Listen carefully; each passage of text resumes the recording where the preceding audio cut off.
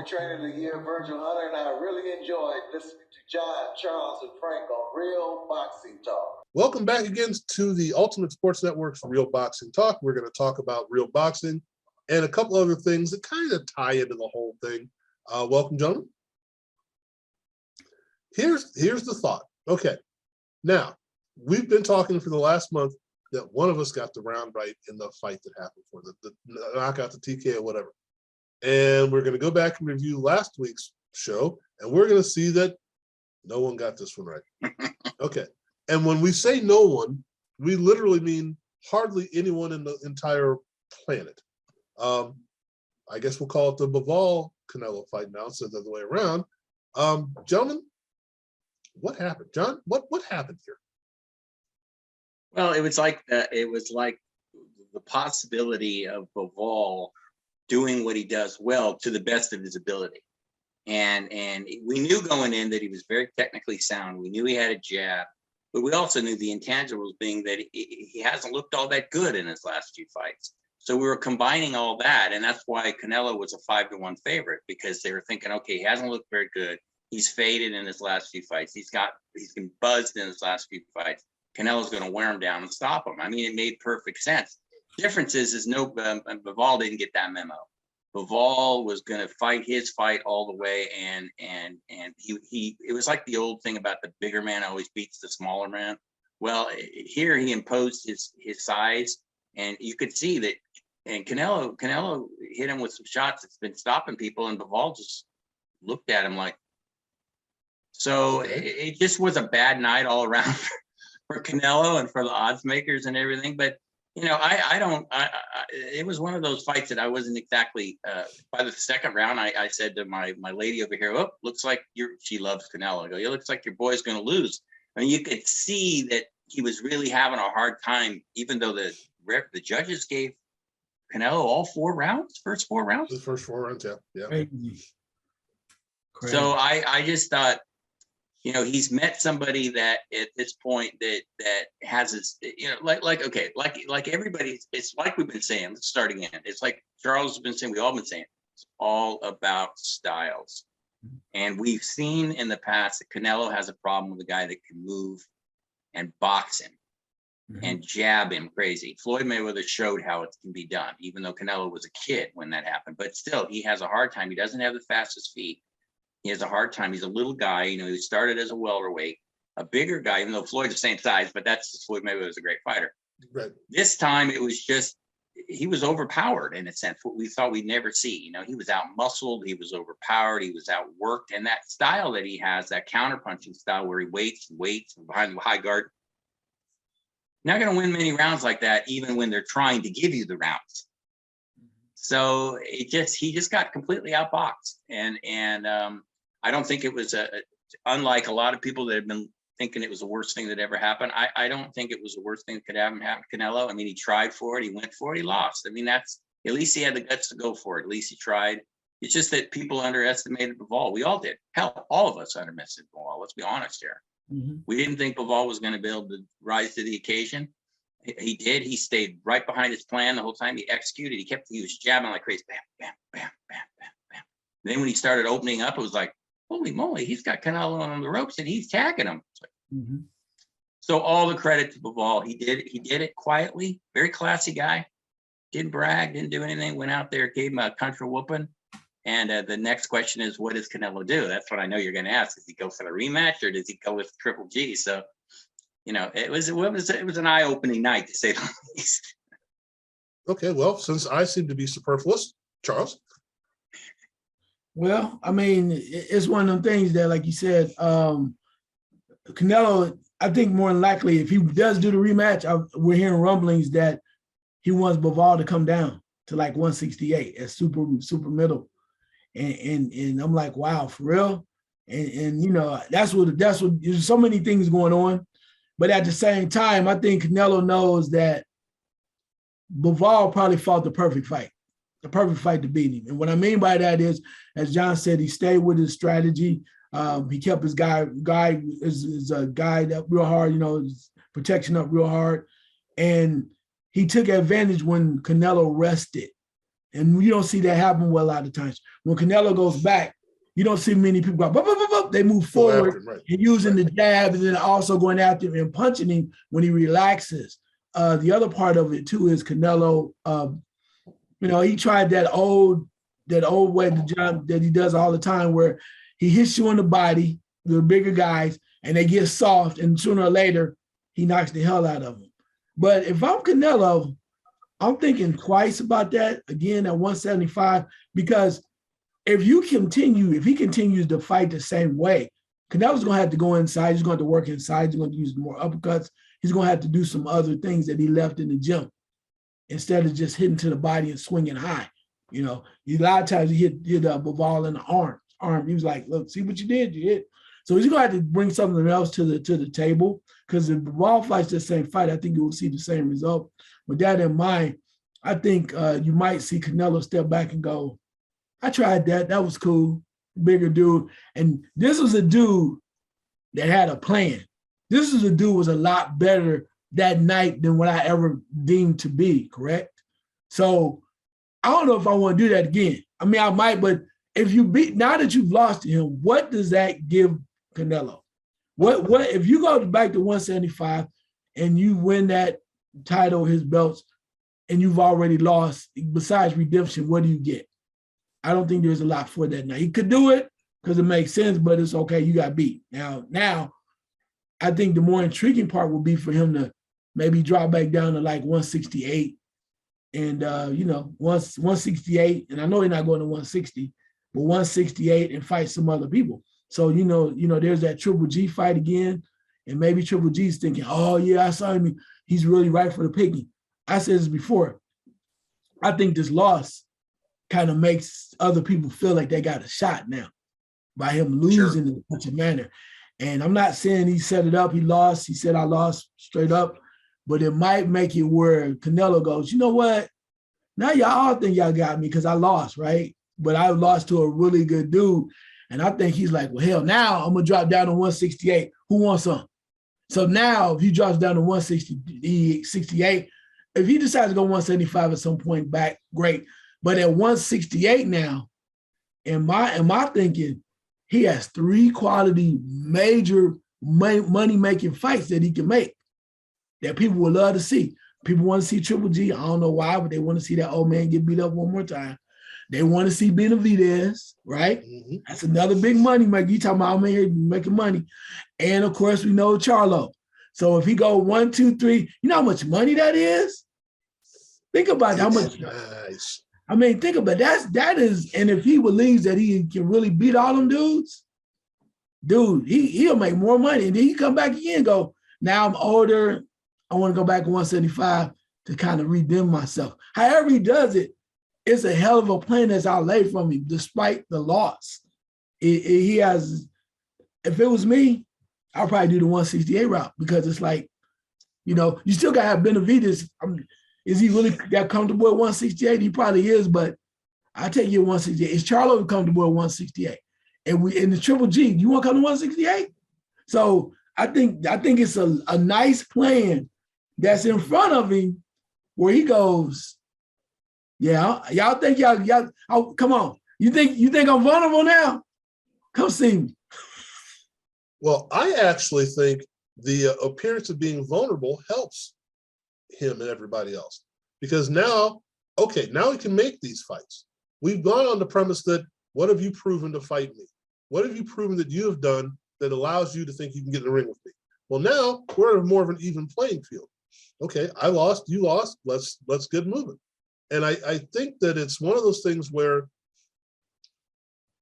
we get to the point where we look at people, and maybe the boxers don't do this, I don't know, but we put them on a pedestal because that's where at that point they belong. We went to this fight going, well, it's Canelo. Who's going to beat Canelo? At least I did. I'm like, I'm not necessarily discounting what the other guy can do. I'm like, he's going to have to bring a lot to the table because this guy is proven to be pretty damn good. Well, the other guy was pretty damn good too. So maybe we look at it now and he comes back down to 168 and says, okay, I have to prove myself again.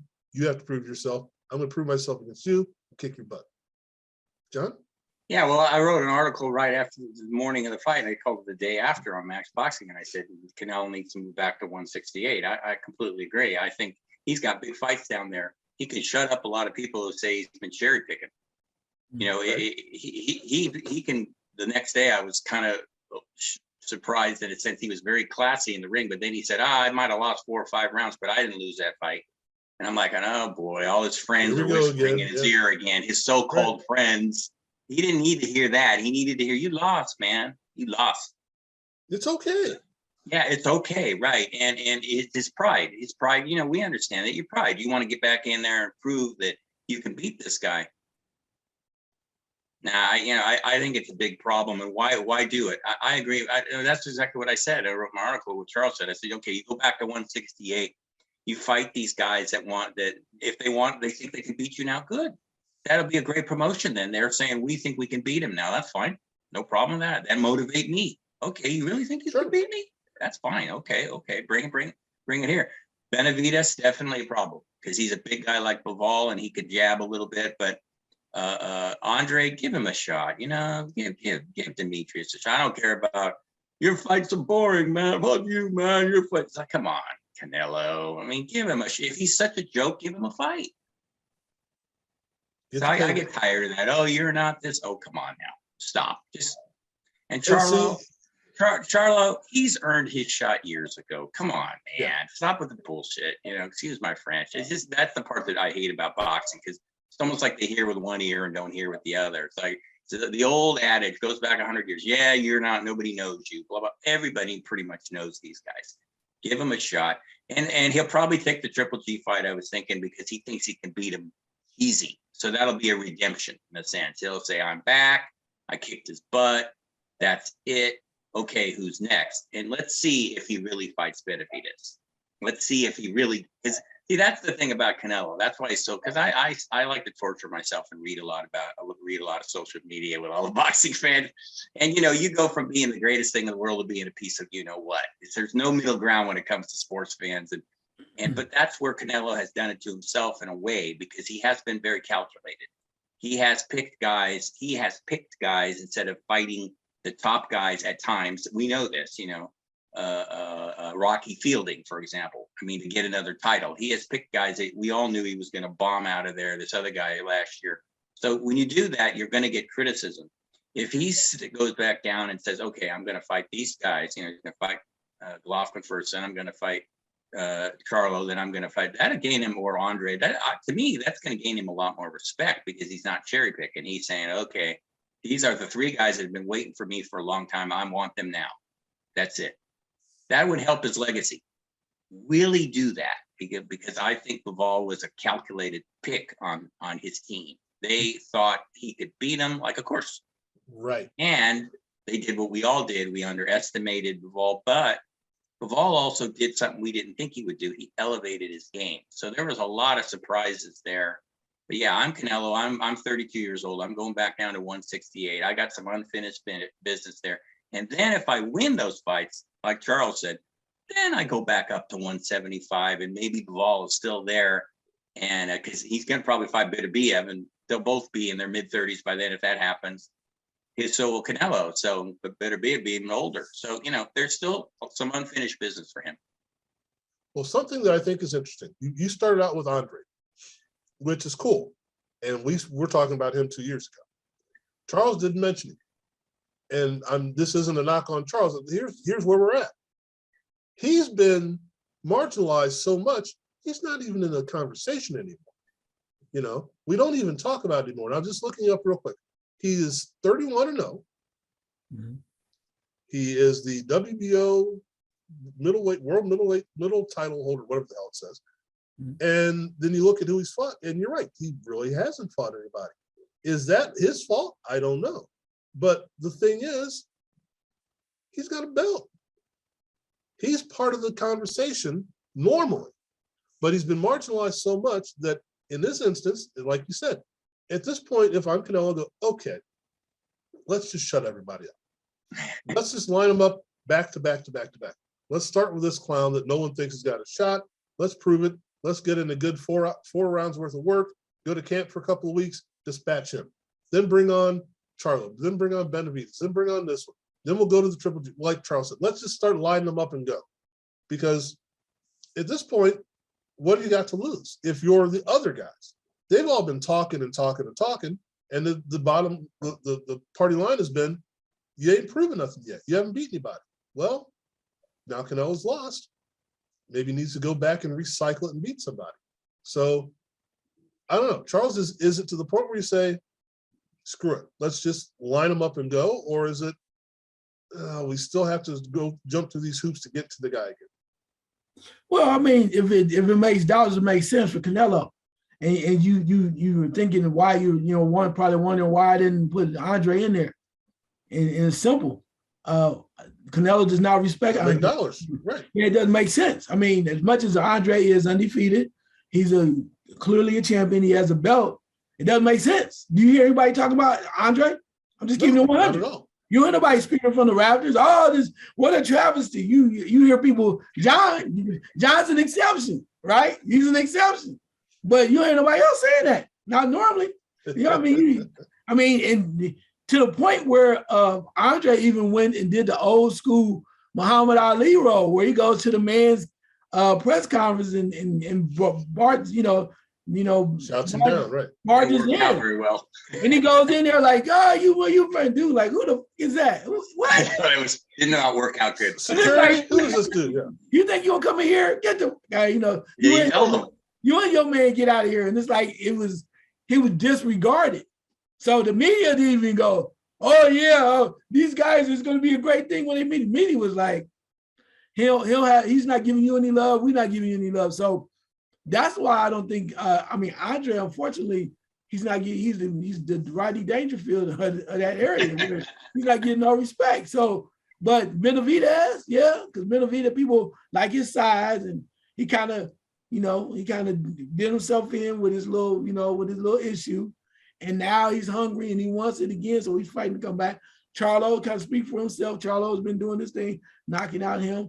And Triple G has been up there. People want to see the fight because they think Triple G won, maybe 1, 2, or whatever fight of those fights. So they all have something that make people want to see them. Well, Andre is kind of like, seem like that dude.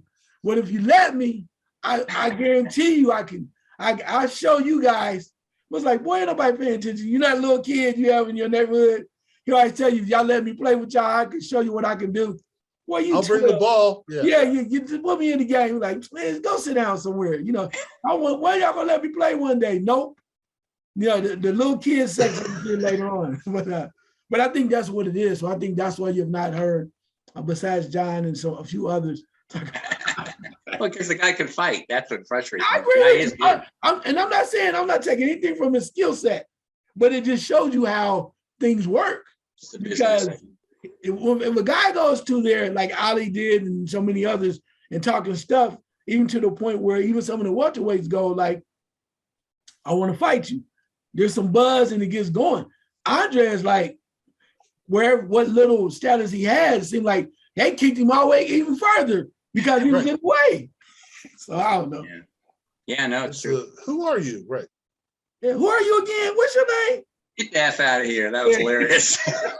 Security, get this guy out of here. And you notice he used English when he said it. It was like, so you understand. Yeah, and that was what was funny was that you could feel it, like Andre was completely demoralized. It was like he wasn't good at he should have kept up in the ante. He started yelling even louder. But nobody could do Ali like Ali. That was the issue. Not even close. But he tried, gave the old shot. So look, we they got your coat in the back of the coat room, bro, waiting on you. Well, I think Eddie Hearn said that I can't get him the big fights. And Eddie Hearn says that. What does that mean? Why can't he get him the big fights? What does that say? Does that mean his team is in the way too? I'm talking about Andre's team. Does that mean that they're possibly, they want all this stuff all lined up perfectly? Why can't Eddie Hearn's one of the biggest promoters in the game? Why can't he get him the big fights unless they keep saying who? Yeah. Like Charles's favorite guy, that Triple G guy who's like what 60 now, right? Like Frank always says. They're both. Why doesn't Andre fight him? Why Yeah. doesn't Triple G fight Well, him? see, there's the rub right there. If all these guys aren't proven, then prove it against each other. Well, now, let me just say, Frank, I think part of the reason they don't want to fight him or won't fight him, they could say whatever they want, is they know he's good. And it's not worth the risk. It's not worth the risk to fight him because you could lose, Canelo included. So I think that's in the equation there too. Well, all right, let's look at what's happening this weekend and get an idea of where we're going. And we mentioned one Charlo, let's mention the other Charlo, Jermel, against Brian Castano. Now, this is a rematch from a fight that was a draw. And, well, I'm not even going to go further than that. Charles, take a run at that, and we'll kind of fill in as we go. Yeah, well, it's going to be interesting because, Castano, I think, Brian Castano gave a hell of an effort versus Jermell Charlo the first time. I think he surprised him. Surprised a lot of people because there was a time where he seemed like he actually stunned Jermell Charlo, right? To that point. He has a very awkward type of style, moving around and he's very awkward. And Charlo, for as much as he's used to walking his folks down or at least battling with them at a certain point and trying to become the tougher guy, even with the Harrison first fight, he felt like if I kept doing a little bit more, I might have, done what I did in the second fight earlier. But with this guy, with Castano, it's almost as if that Castano kind of forced Charlo out of his comfort zone, right? What he likes to do and normally likes to do. So Castano kept doing what he was doing, and it was like, man, this is very difficult. So he showed a lot, and the rematch is going to be something where people are really excited about because they want to see if Castano can do the same thing he did before.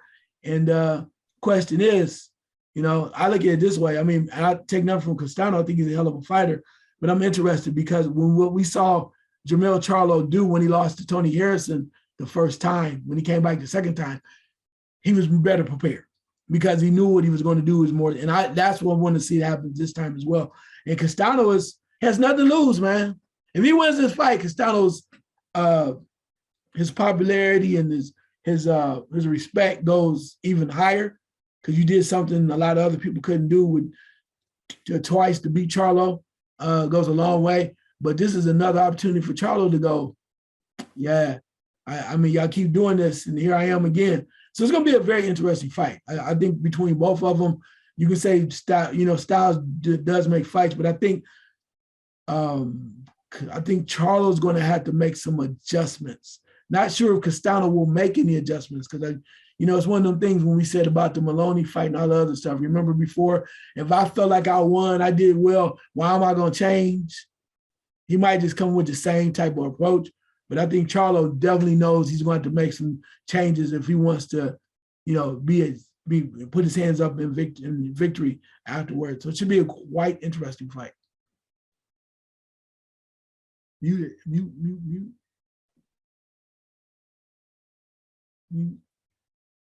That leads into the question that I was going to ask to John before I decided to cut myself off. The idea being, what does Castano have to do, or does he have to do anything different? At this point, I still believe, and I have to look at the odds and see, that it's still Charlo's fight to lose according to odds makers and whatever, blah, blah, blah, blah, blah, public perception, all that. Does Castano go into this thinking, I'm the favorite. I do what I do and I win? Is that how it plays out, John? Or is it, we've been looking at this in the last few weeks of the upsets that happen, and we go, oh, well, why didn't everybody bet on that horse was 80 to 1? Because you don't do that. Is this the one where you go, this is a guy that's going to win regardless of what everyone else says? He's going to be the better fighter in the ring, Brian Castano. Well, you're right about the odds, Frank. I was looking a little while ago, and Charlo is almost a 3-to-1 favorite, which is really surprising to me because Castano really came on in the first fight, and Charlo got ahead, and then Charlo's been fading a little bit here. We said that a little while ago about a certain guy that's been fading too. So you go on that, or do you go on? This is a 50-50 fight. I don't think it's 3-to-1. I think Castano is The thing that he has that he might have an edge over Charlo is he might be hungrier. And sometimes that gives you more of a determination to get the victory. Charlo is the better gifted fighter to me, the better talented fighter. And that's that would be a fun discussion to talk about, Charles, Frank, Charles, because just because a guy loses, like Muhammad Ali lost to Joe Frazier, did that mean that Joe Frazier was a better overall fighter? No. So that would be a fun one to talk about one day. I had that with a friend of mine. We had that discussion. So I think it's a pick'em fight. I just wonder, Castano, answering your question, finally, Frank, I think Castano will fall into that same pattern, most likely, but he's a smart guy, but I think he'll pretty much do the same thing. You know, a lot of pressure, forcing Charlo to work. But if I was his team, I'd be telling him, look, you got to be a little busier. You know, this guy is more known than you. He is the more, in a sense, known champion. So that old adage about boxing, even though Castano is also a champion, you have to take the title from him. So in other words, you have to do it more definitively. You have to be more decisive about it. So I would tell him, look, you did well and everything, but maybe punch a little bit more. He got clipped too, if you remember. He got buzzed in the first fight, and then he came on.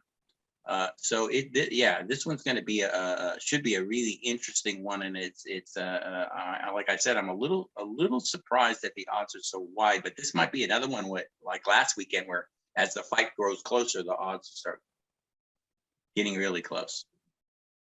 Well, I think it's one of those things where, and I think you're both right, that we as in the general public is saying this is who's going to win before it actually happens. And I think it harkens back to the Canelo fight, which we should stop calling it that because obviously he didn't win, is that public perception doesn't necessarily mean that we've seen what's going to go on. And in the last month or so, we've seen quite a few upsets that maybe weren't upsets. Maybe we thought they were upsets just because on paper it looked that way. Charles, if Castano wins, is this an upset in your mind? Or is this like, well, he got a split draw the time before, why wouldn't he win this one? Wow, depends on who you ask, because the general public might say. I'm asking you. I still say yes, an upset, and I'm gonna tell you why. Okay. It's because of the factor that the odds are made based on what people think are going to happen, and it's 3-1 because we've seen Charlo lose before, right? We saw him lose to Tony Harrison, came back, got on his horse, and went back into the gym. You know, this is also to the point where you get in there and you go, okay, he's in the gym. You know who he spars with. You know, it's that Errol Spence Jr., all of that. So, you know, what we know of him is more, we think he's better prepared for the situation. Doesn't mean Castano's not. Castano's undefeated. He's ready. He's proven what he can do when he got in there first time. But I think that's part of it. But I think that's why it will still be considered an upset. Because for as much as we say, well, doesn't mean that Castano's not capable and to battle and win the fight, but perception oftentimes is everything. And if we base that on a perception, a lot of people think that Charlo's the better fighter because they know more about him. So in that mindset and 3-1, it would be considered an upset. Doesn't mean he's not good enough, then that'd be skill set. But based on what we're seeing and what we know, if he wins, I think it still will be considered an upset. Okay, now that you mentioned a couple of things in there that I've been wondering about for the last few weeks, months actually. John, how important is it to be undefeated as a fighter? Nowadays, it's incredibly important. You know, back in the Stone Ages, when I was young, it wasn't. I mean, it was cool to have that 0, and it was impressive and all that, but it wasn't the end of the world. And before that, it really wasn't the end of the world. I mean, if you go back and look at Archie Moore and Ezra Charles, they both were knocked out earlier in their careers, and nobody was saying, "Ooh, what is wrong with these guys?" You know, Archie Moore 3 or 4 times when he was younger in the 40s, and look what he ended up doing.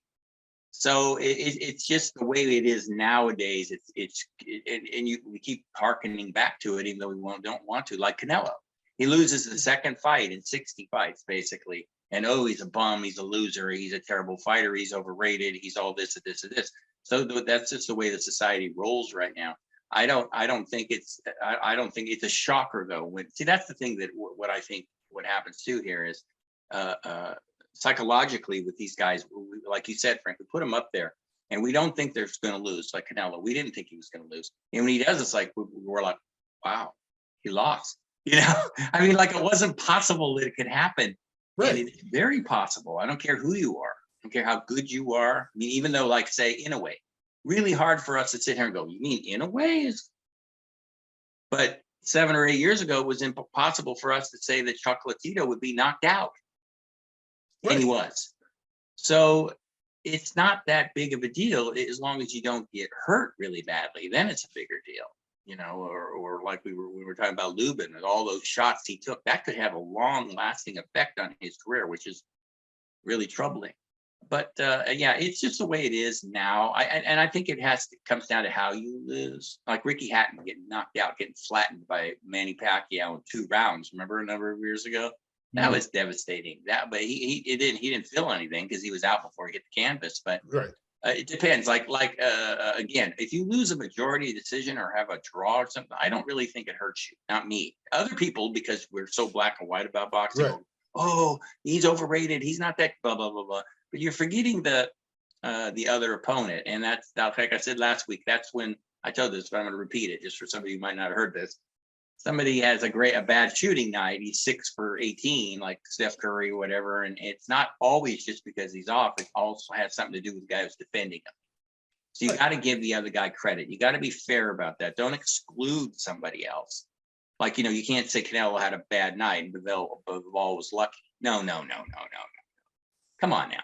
So yeah, I just think losing is nobody wants to lose. Everybody wants an undefeated record. The promoters love it. They like to talk about it. But if you lose one, you can definitely work your way back and get past that without an issue. Well, Charles, is it something that, okay, we look at it's like everyone's got a puncher's chance. And let's go back to last week's fight with Bivol and Canelo. Everyone has a puncher's chance. We always say that. Well, we say that except for with Paulie Malignaggi, which we say doesn't have, but anyway, that's another story entirely. Hey, everyone's got a slugger's chance, right? But when it becomes not a slugger's chance or puncher's chance, it becomes he has a chance because he's a better fighter or he's a skilled fighter. Does that mean make the fault look a little bit different or the outcome look a little different? Because I think we would have looked at this fight in if we looked at it in hindsight ahead of time and go, okay, Bivol's a bigger fighter. He's a little more active, a little bit more fluid, a little bit more skilled maybe. Why isn't he the favorite?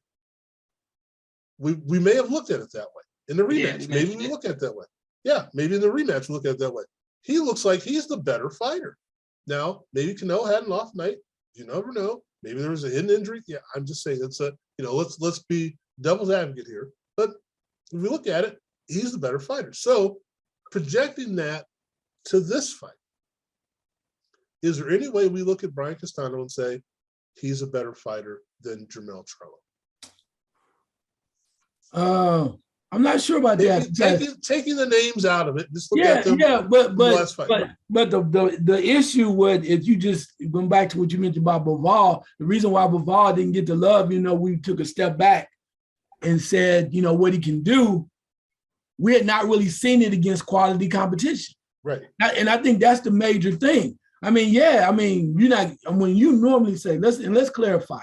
When you say puncher's chance, you're normally saying that a person is usually a one shot. A guy has a knockout artist that might kill flip the guy. If he catches me with a shot, he goes down. But I don't think. I think it would be doing a disservice to Bivol to say that he had a puncher's chance against Canelo because he was undefeated and he's proven, like you said, with the other skills. Now, the point of it is you have to say, we have to fight a perfect fight. Normally, when you say you got a puncher's chance, even a perfect fight from that person that you're mentioning won't get them to win. And I think that's what we had to clear up. When you say puncher's chance, you're like, man, he got that strong right hand. And if he catch him at the right time, it could be lights out. But we don't go, because he's a skilled fighter. We go, the only way he's going to win this damn fight unless he catch him with a shot or two. And that's how it's done. So I think it's doing the Bivol a disservice. But getting back to the Castano fight, I think Castano has shown us, particularly with the first fight, that he has a skill set. So it's more than a puncher's chance because he has more tools in his bag. He's not a guy that's going to be hanging on, even if he goes with the same strategy he did the first time. He still has more than a puncher's chance because of his skill set. And that's where I think that we run out of the superlatives of one guy and go, okay, the puncher's chance, yeah, it's like suddenly he looks at, he's like, hey, I got 4 kings. I got a shot. But I didn't have to do anything to do it. Just they showed up in my hand. When we look at this fight, John, does it seem that the guy that was in the draw, or both guys were in a draw, why are we favoring one over the other? It's more like Charlo because it's his rep and it's who he's fought. He's fought better opposition than Castano, and I think most people feel he's a better fighter. The better fighter doesn't always win, though, as we just talked about, because it's that thing again. It's like it's turned into crafty. Now it's styles. It's all styles, and Castano has the kind of style that will bother Charlo because he's pressure and he's awkward, like you said, Frank. And he's never lost. Again, there's that never lost thing. So he believes. He doesn't have any doubt in his mind that he can win this fight. So you throw all those things together, he's going to most likely give Charlo problems. Now, see, this is the great thing about boxing, like we're talking about the Derby. Charlo might knock him out in 2 rounds. And we'll be sitting here going, what did we say? Did you delete that tape, Frank? Because, we do not look very, very good. Because you don't know. There's those intangibles that can come in, and like you're talking about the puncher's chance. See, that goes back to, like, I was thinking like Bone Crusher Smith when he fought Tyson. He's the bone crusher, so he's got a puncher's chance to beat Tyson, but beating him, no. Yeah. That's what they were saying about Deontay Wilder, the third fight. He's got a puncher's chance, but totally diminishing everything else about him. So that's right. That's like a Hail Mary when they say you got, to me. That's the way I understand it. Puncher's chance. A Hail Mary, you're going to get lucky and land a bomb, and that's going to be, like a 60-yard touchdown pass with 2 seconds to go. That's how I see puncher's chance. Bivol, well, we know what his chances were. We just didn't see it. Castano Charlo is more, to me, equal at 50-50 fight because of the other intangibles. Hunger, maybe a little age, maybe Charlo might be past it a little bit. He's been in some tough fights the last few years. Castano has not. His fight with Charlo was his toughest fight of his career. Right. He might be a little fresher, even though I think he's pretty much the same age. So it's a really hard one to pick. I looked again, and now the odds are already, I checked out an older odds sheet. Now a newer one is 2-1. So they are reconsidering. They are reconsidering a little bit. I think it's even money. I do. I think it's even money. It'll be one of those, I won't be surprised either way who wins. Well, we're looking at something. Unless there's a knockout. Early knockout. Charlo's 31, Castano's 32. Right. Okay. So let's say let's hope we don't get another draw, which is a possibility. But let's say we get a split decision. And I know that we have a tendency to look down the road, and maybe we should look at what's happening right now. But let's say there's a split decision. In this division with these people, does this warrant a rematch? Or is like, you know what, we've seen enough of this. You guys go find somebody else. Winner goes and fights X, loser goes and fights Y. Charles, is that something that, hey, split decision, might as well run it back? Nah, because we saw the draw, right? And unless you said something where it was so close again in a split decision where you go, man, it's kind of like watching what's the Serrano Taylor fight, right? You say you run that back because you're going, that was so damn close, I can see why. This particular fight with this, unless it's super close and you're like, could have went either way, I think it's done. Because we've done it twice. Why should we do it a third time? So are we doing it a third time? Does that mean you get another chance to beat me again? But I think this is almost a winner take all for me right now. Castano is undefeated. And I'll say that from the standpoint of, if Charlo wins, even if he barely wins, I don't think he's getting back in the ring with Castano, because now it's about the money. And you mentioned about all those intangibles about age and, the risk and all that other stuff. If Castano's giving you problems in 2 fights, why am I going to fight you again, risking what I want? In the end, I want the bigger fights, right? So I fight you again and I lose. Now I got to go back again. I got to take 2 steps back. So for Charlo, I don't know what Castano would do, but for Charlo, it's like, that's behind me because now we need to move forward because I don't want to risk anything else when I'm looking at bigger fights. Well, and okay, so we're moving forward then, John. Who are we moving forward with in this division? Because there are some names and there's some question marks. You know, who will we move forward to if the winner says, I'm not going back to this again, let's clean out the division or whatever? Yeah, I actually have to answer that too. I completely agree with Charles. Whoever wins this is it.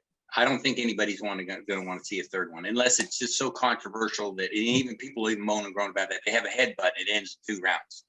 Yeah. I mean, that'll be like one of those, like happened with Lara and Josh Whittington, right? I mean, their fight, their rematch turned out to be a joke because of the headbutt, and nobody was satisfied with that. So they will fight again because of that. That would be the only possibility. Hopefully that doesn't happen. But Charlo, if I'm him, I get past Castano, and you're right, he's 31 and Castano's 32. He started later, Castano. I'm thinking about that big guy that just beat Lubin. I'm thinking about that tall twin tower that has his chin up in the air. You know, I'm thinking about him because there's a big buzz about him. Mm-hmm. So they want to see him fight for the title. Okay. And I'm thinking to myself, I got the skills, I got the talent. Yeah, he's tall and he punches hard and everything, but I got those intangibles. I got the technique. I knock this guy out under 6. That's what I'd be thinking. And I might make more money against him than I've made not against Castano, but it would be a great defense. It'd be a lot of buzz because the guy's a nice kid and everything. So that might be somewhere he's looking. He can fight not Jared Hurd, but he's got, I always forget, Harrison, he's got him again. He could fight him again. I mean, I don't know about that, but if he wants fresh meat, which I think he probably would, could be wrong here. The young kid, the twin tower, the towering inferno, whatever you call him, he can Sebastian, he can fight him. And that one, I think that would get some buzz, you know, have it in LA, have it at Staples. I mean, I think that, God, even I might go out there and see that one. That might be kind of fun, you know? So he's got lots of places he can go if he wants. Charles, where do you see it going?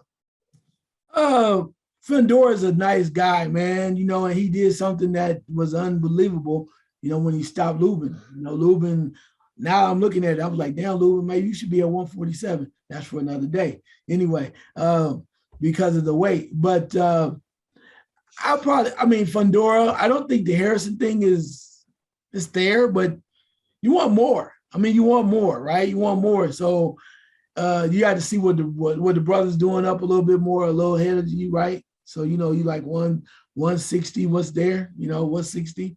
Is your brother going to 168?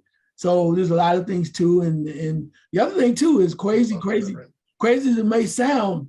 I'm gonna throw this out because you never know if it doesn't have to happen right away. But another thing that popped up is if Terrence Crawford wins that 147 fight, he already run his mouth. Who wouldn't want to see that fight against Charlo versus Jamel Charlo versus Crawford? Right. Yeah, that's a money fight. That's a big money fight. That's probably it. Yeah, and that's major. So Charlo's like, you running your mouth, little dude. You want to come over and get this? I mean, he'll fight him because who wouldn't want to see that? Because it means Crawford's moving up. He he took over 147. Now he's taking another step, and he's trying to prove to how good he is.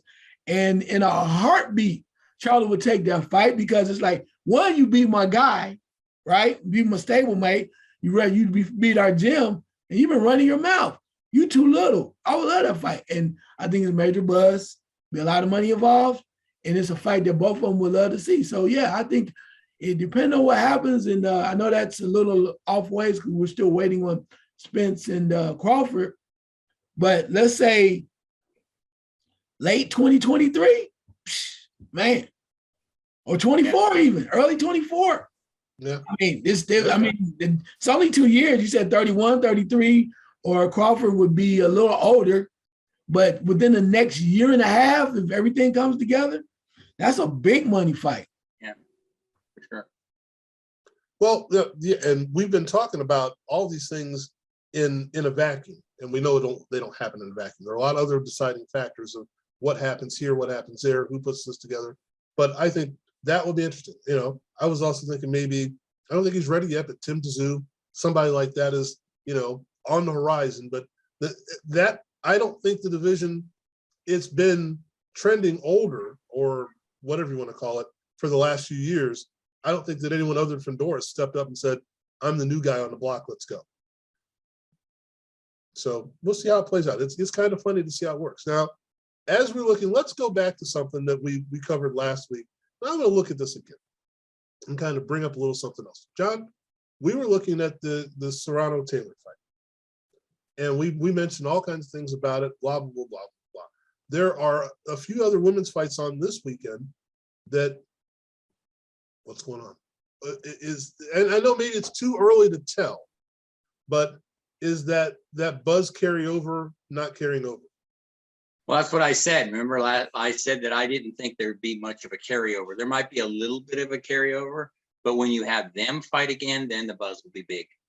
But to carry over completely, that's the tough challenge for women's boxing. And somehow they have to figure out that, excuse me, Taylor Serrano, that fight promoted itself in a sense. And then you had that guy that I dislike in a way, but then I have a lot of respect for him. Jake Paul did a great job promoting that fight. He did, and he promoted Amanda Serrano great. I mean, the kid knows what he's doing. I'm not taking anything away from him. And yet Eddie Hearn here, I mean, they're good matchups, but they don't. But okay, to be fair, not all the men's fights get that kind of buzz, but they don't. Sometimes they don't need them. I mean, I think if you walked out on the street and said, "Oh, by the way, did you hear about the Katie Taylor Amanda Serrano fight?" I did. Well, I heard it was a really good fight. Ellis, who's fighting? Do you know that there's more women's fights this weekend? There is. Who is it? Yeah. And I think that's just an issue right now with women's boxing. And to me, and not to sound like a downer, but I think that's always going to be almost always going to be a problem, because it's never really going to totally catch fire. I don't want to. Do I want to compare it to the WNBA, or did I already? But I won't because they have the stars. But when Taylor and Serrano are done, and now they're talking about Ireland, of course, as Eddie Hearn said, for the second fight, and that's it as far as I'm concerned. That's 2 fights finish for Taylor, especially. I don't even know how she's going to get up for the rematch. She was spent by Serrano in the first fight, so I don't even know. But she'll do it just because pride and all that kind of stuff. But you need some younger blood, and they've got some. They've got Clarissa, but Clarissa needs a foil, and that's what works. That's always what you need, is somebody else that's really going to push you, and it's tough. It's a tough uphill battle, but it was a good start, and maybe when they have another fight that's kind of in the middle somewhere, they can promote it. But again, they need help, and they don't really get it. Boxing doesn't help the women's boxing very much with promoting it, as far as I'm concerned. Well, on that same note, they also don't promote the undercards, and we've been moaning and complaining about this for years. Yep. Charles, the undercard of this Castano Charlo fight is Jerome Ellis, or I'm sorry, Ennis. And we've been talking about this is one of the better welterweights out there. Mm-hmm. Where's the love here? And is it maybe because we have to showcase him in this undercard, and then we'll get him out there where maybe he can headline something? Or is it he's still a little too raw for people to be able to say, this is the guy we got to check out? Yeah, no, I don't think he's too raw, because, I mean, people have been talking about him. They've been waiting for him to get his real shot. So I don't think he's too raw. I think, though, them putting him on this undercard of this fight, right, makes a lot of sense, because you need to put more eyes on him. Jake Paul did that perfectly. I mean, you say what you want to. I mean, I said I never paid for a fight. We said a lot, right? I said, yeah, but I'm watching waiting for him to see him get the hell beat out of him, which never happened because whatever fixed or whatever, allegedly. But but in the interim, waiting for him to fight, I started seeing real boxing. So I started seeing Amanda Serrano. And I'm like, and I saw her once, I saw her twice, I saw her 3 times. I was like, she can fight. And then, of course, John, with his love for Katie Taylor, I was like, well, if this Katie Taylor is all that, this thing is going to be amazing. So I'm excited about that. But I think on the same in the same term that letting more eyes see Boots Ennis, right? We know this fight with Castano, Charlo is going to be amazing. People were excited about it. Now you pump it up, or even if you don't pump it up, the more eyes, because most people watch that, what is it, whatever, depending on what time it is in your state, the fight before the main event, most people turn it on because they're getting ready. So the more eyes that you, the more eyes that you put on Boots Ennis, which is right now, is going to build, I think, the opportunity for him to get a bigger fight because people need to see him. I think that's been the biggest atrocity to his career. And maybe, I know his dad's working with him and stuff like that too. But there, sometimes, like they said, it's kind of like when I watched the situation when Venus and Richard Williams with his kids. Dad, you can only take me so far. Now it's time for you to kind of back up, or whoever it is. Yeah, let somebody else. You can be there, but somebody needs to move me along. And I think that's what needs to happen with Boots Ennis. I mean, granted, I know he loves his dad. Dad can be right there. But in order for you to kind of take that next step, you gotta let somebody, what I think is a major flaw with Terrence Crawford right now. And I think it's big as hell when we're seeing it. You gotta let the people that know what the hell they're doing work that for you. And I think that's where this fight, putting Boots Ennis right up under some guys that were a major fight, is going to serve, especially if he's very impressive, is going to serve notice to a lot of people and create even more buzz for him. Well, John, as an insider, as the people that are there, the next promotions, the next events, whatnot, does it matter if we, the public, see him on the undercard, but it matters if he's on the undercard of a fight of this importance? It's both. I love the way that they're handling Boots. I think they're not rushing him. They're putting him in with guys. He's getting better. I mean, he's already damn good. I think he's like the welterweight to me. He's not that talented, but he's close to Chris Stevenson. He is the future to me. I don't have a doubt about that kid. I have no doubts. He is it. He's got so many tools already that it's mind-boggling at such a young person like Shakur. But Boots has power too, so he's going to be a fan favorite. He could steal the show on Saturday night, which is probably what they're hoping for. So no, they've done both with him because they're not rushing him. And I love the marketing. Now, does the casual boxing fan know him? No, but I'm not worried about it because they will. Because the way they're bringing him along, he's going to keep knocking out people, and then they'll put him in with a top-ranking guy, and then he'll get another victory, and that'll really springboard him. I just hope that my man Sean Porter doesn't consider coming out of retirement to fight Boots. I don't want to see that. I love Sean. I don't want to see him fighting anybody else. But the young guys are the ones. It's like, compare it a little bit to Conor Benn, over in England, Frank. That the way Eddie Hearn is bringing him up, people are a little frustrated that he's not putting him in there with a real top guy. But Eddie's like, look, we got, we're doing this the way we're doing it, and he's not protecting him. He's just bringing him along the way he feels is the right way. And Eddie Hearn is very good at that.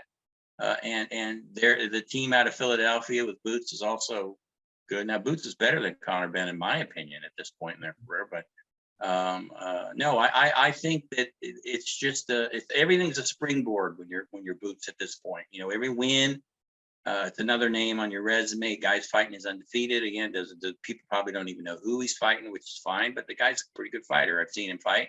So Boots should win, but again, there's that risk factor. But now they've done a wonderful job with him, and he's just a young kid. We don't have to throw him in there until we think we're really there. Even though I think he's ready, I do. But that's okay.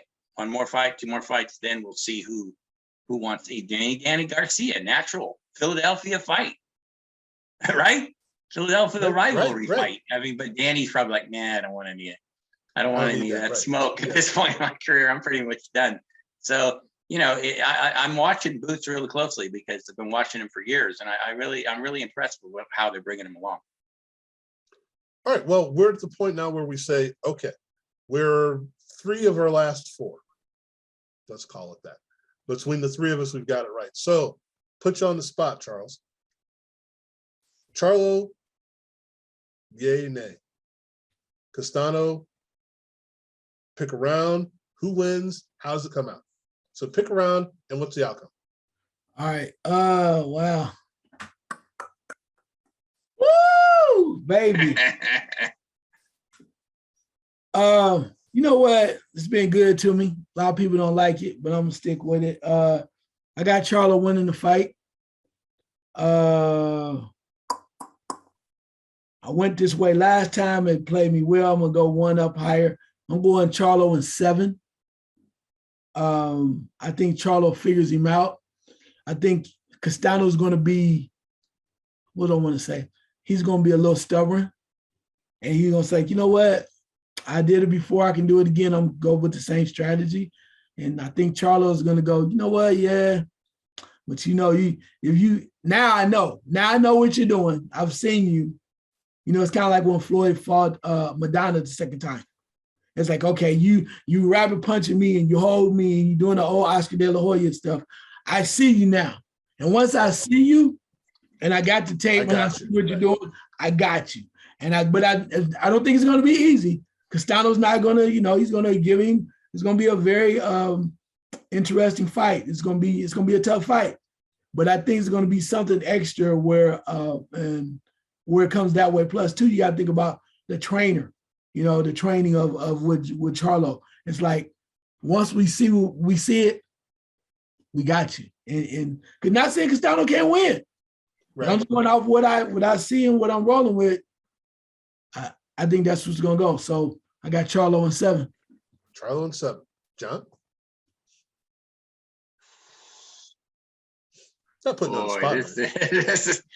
This is really tough. I don't really see a stoppage in this one. I don't even see a clear winner, to be honest. I'm gonna be vacillating up and over the ceiling here in a minute. I'm gonna go out on a limb, something I don't do. I got a feeling that Castano's gonna win.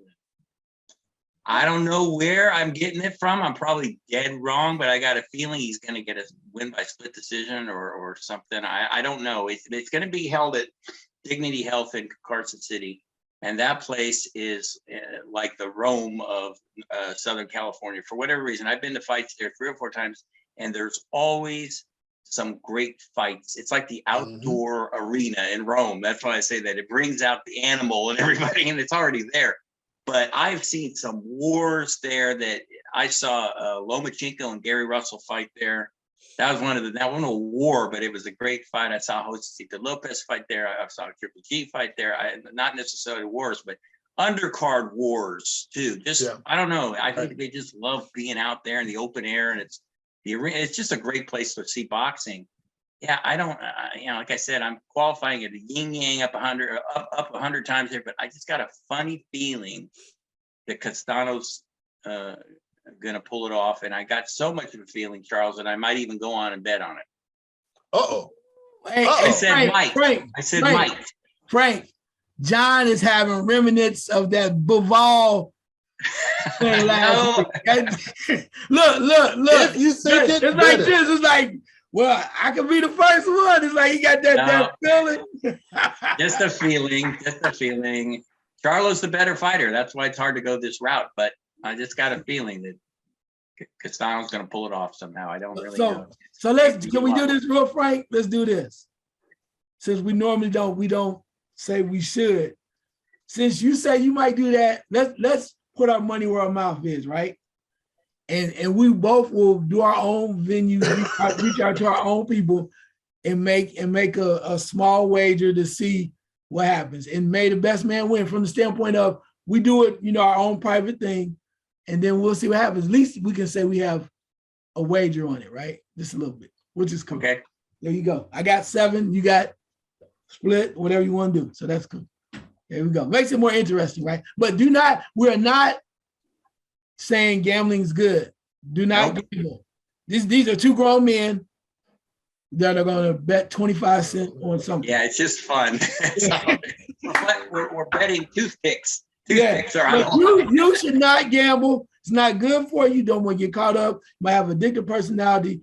Do not do it. Please. It's not good. Don't bet your electric money, bill money, gas money, whatever. Don't bet. It's not good for you. We are grown, trained professionals, and we're betting. I'm betting one of these, Charles. See that tee? That's what I'm going to. Golf, there you go. Golf tees. Okay. All right. So to make it even, I'm going to say this. And I'm going to say that. No, I'm not going to say draw. I'm not going to say draw. Though that's a possibility. I'm not going to say draw. I am not piggybacking what anyone has just said, but I have the same outcome as one of you had. Now, I was thinking it before I asked the question, and I already had made my decision made. So, which one of you guys do you think I agree with? I already know. I already know. Do you think I agree with you or John? You're going with John. I know you are. Okay. John, do you think I'm going with you or Charles? No, I think you're going with Charles. I think you think Charlo's going to win. No, he going with you because he wanted. Yes. He going with you. He shouldn't be. All right. Okay. You're so adamant that I'm looking at John's way. Why would I think that? Because you try to be a little different. You consider yourself a little different. Haven't proved it different. Me, I'm pretty like it is what it is. I'm gonna roll with it. I'm gonna down my shield. You like, and you want to be a little different. So by going with what John said, which is major, I take a lot of. You ready for this? A lot of chutzpah. Yes, like this. Take a lot of chutzpah to be able to take a step forward like that, which I admire. So I think you like to be on that elevated elite status when it comes to thinking. So therefore, you'll go with John because it's not perhaps the most popular choice. So I applaud that. Okay. John, why do you think I would go with Charles? Common sense. I think Charlo has all the advantages, and since he's taller, he's better. He's a better boxer in a lot of ways. All of that, and it's not this Bivol syndrome, Stockholm Bivol syndrome here, Charles. Not at all. It's just like I said. It's just a feeling. Just a feeling I have. I didn't have that feeling last week, or I would have said something about Bivol. It's just, yeah. I think Frank listened to us very well, and we know Frank knows boxing pretty well. So he's like, yeah, okay, that's possible. But I think it's more possible that Charlo, with his boxing ability, might be more motivated and more primed. I'm talking myself out of what I just said, and win. That's and that makes perfect sense, and that's probably what will happen. But feelings are feelings, got to go with the gut. Hey, I applaud you. Again, preface this by saying I made the decision before you guys said anything. All right, so I didn't listen. You go, yeah, that sounds good. I'll go with what he said. Charles. Castano split decision. I have Castano split decision. Really? Oh, you said Charles was right. See, I told you. I need a drink. But let me give my quick explanation as to why. Oh my, good job, okay. Charles. Because I think that because of the way the first fight was fought, and because Castano was able to get off and to be first and to do the things that you need to do to keep Charlo backing away, because let's face it, Charlo isn't always the most aggressive fighter anyway. Not always. Sometimes he is, sometimes he isn't. You have someone who's going to steal some rounds. And because we've already broken through that seal of who is the favorite, we've already got a draw. So the judges are going to be more apt to look at it as to say, we can give this guy a round if it's a close round. Whereas maybe if this was a straight new fight, we're going to go with the favorite. The judges say they don't judge that way, but they're human beings. So they say, this is the guy supposed to win the round. It's a close round. We're not going to make it a 10-9. We'll make it 10 or 10-10, make it 10-9 Charlo. Next thing you know, he's got 4 10-9 rounds that may have been even. I think this fight, Castano will get some of those rounds. And like Charles said, I think it's going to be close. I don't see that anyone's going to get a chance to really load up and really blast anybody. I think that they're going to make it a tight, compact fight, and it's going to be a lot of ebb and flow. And I think you're going to see, one guy wins the 4th, the next guy wins the 5th, the other guy wins the 6th, next guy wins the 7th, the 8th, next guy wins the 9th and 10th. There's going to be a lot of fluctuation there. But at the end of the day, I see Castano having that one more point. Wow. Yeah, and remember the first fight, there was controversy over the judging too that had Charlo winning by 117 to 111. So that might be in somebody's mind too, that they're like, oh, well, I'm not gonna, how can they have judged it, blah, blah, you know, how we always say in boxing. So that might be planted in the judge's brain that, okay, I'm gonna make sure I try my best here to give Castano the benefit of the doubt, which might in essence give him an edge. There. So in a nutshell. Yeah, there we go. All right. So I don't have any golf tees around. I'm gonna bet my chapstick here. There's Susie chapstick. There. That's where we stand, guys. We're at the point where I think we do this often enough that we can see the goods, the bads, and the. Charles has always got cool stuff there. Is that blood, sweat, and tears? Spinning wheel. Anyway, there's a possibility. That's what Keaton. that things can go. I think what we've seen in the last few months is that upsets aren't necessarily as much as an upset anymore. And I say that because we start seeing guys that they deserve to be in the ring with that guy. They deserve to be able to get that job done. And maybe we looked at it wrong. Fundora. Well, once we got the fight going, it was like, well, why didn't we have this guy favored? Bivol. Why didn't we have this guy favored? What were we thinking? You know, there's where we're at. And I'm not saying that Castano should be the favorite. I'm just saying that we look at it, we go, this is going to be a lot closer than the odds looked at. And as we mentioned, maybe the judging goes a different way. So plenty of options, people, plenty of options. Frank, you know what we're looking at, what part of it, and it gets mucked up, is it's the reputation a lot of times. Sure, it's the rep of the guy. And as I've said before, we look at the previous fight and we think if the guy looked great and the other guy didn't look that good, there's no way. Oscar Valdez, Berchelt, right? Berchelt looked great. Oscar looked mediocre. He's going to get knocked out. So that's where your brain gets clogged up. You really somehow you have to be able to filter some of that out and think clearly. And that's the hard part, because then you've got everyone else say, no, this is the way it's going to go. Odds makers are saying this is the way it's going to go. It's tough. And the thing is, as we learned from the Kentucky Derby, if you run your race and you run it right, you've got a shot. It doesn't matter all the other factors involved. If you put forth your best, effort, you have a chance. Doesn't mean you're going to win, but at least you have a chance. And I can see in this fight that Castano was going to definitely put forth his best effort, and that I think is going to be enough for him to win. And Frank, I don't think Castano's going to be trying to bite Charlo. I hope, like the hearts. Well, maybe hope maybe at the end, you never know. But, maybe he'll bite. Maybe he'll bite Jim Gray. Maybe that'll. That would be okay. You can knock out Jim Gray all the time. I wouldn't care. But I think, like you said, though, I think when you talk about that, I think it really comes down to when you hit it on the head, performance, right? We know that we have not mentioned one time about a puncher's chance and nothing like that, because we respect the skills of Castano. So therefore, it comes down to performance, the same way that it came down to performance with Bivol. You know, you look at it. I don't think nobody really said a puncher's chance. They said, well, he does the things that could possibly beat Charlo. I mean, Charlo, beat him. So beat Canelo, but he has to perform. So everything might be set up like with Castano. He's already shown us that he has the skill set that could cause problems for Charlo and can beat him. But again, it comes down to the night of the fight, when you step into the ring, how do you perform? So it's more than being a one-trick pony with one shot to try to knock a guy out.